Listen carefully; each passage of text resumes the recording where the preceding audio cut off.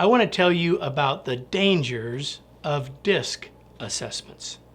Hi, I'm Kevin Eikenberry, and I'm here to help you reach your potential as a leader and a human being. Welcome to Remarkable TV and the Remarkable Leadership Podcast. Make sure you hit the subscribe button wherever you're watching or listening so you don't miss any future episodes.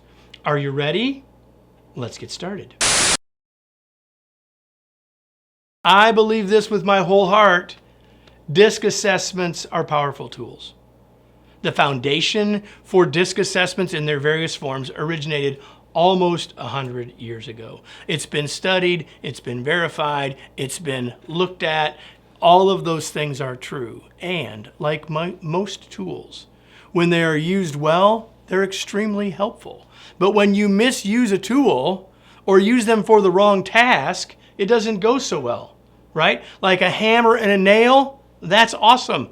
A wrench and a nail, not so much. It doesn't mean the wrench isn't a great tool, it's just the wrong job.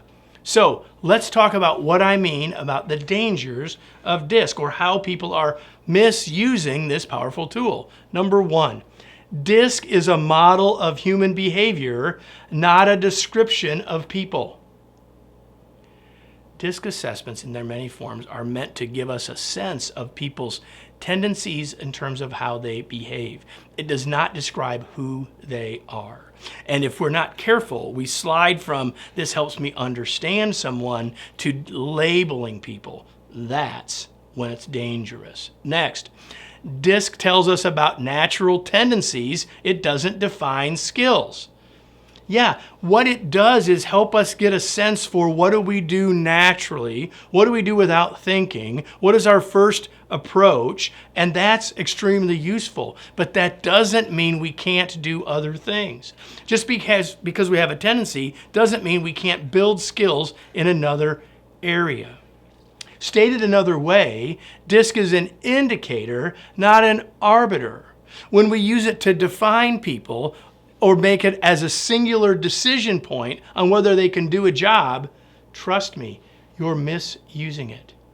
If you're stereotyping people by saying, I want engineers to have this type and accountants to have this type, I can tell you for any job, I can show you people that are highly skilled and highly effective with any different DISC assessment style.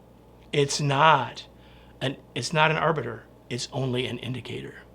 And lastly, remember this, people are more complex than a couple of letters in a specific order. DISC is a model to help us understand the complexity of human behavior, but when we start to label people by saying they're a DI or they're an SC, what we're doing is no longer taking any account of the nuance of people and the complexity of human behavior. People are more than a couple of letters. As I said at the beginning, I'm a believer in the power of DISC.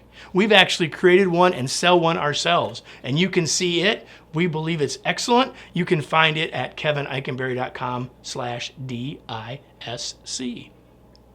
But the most powerful tools can be misused.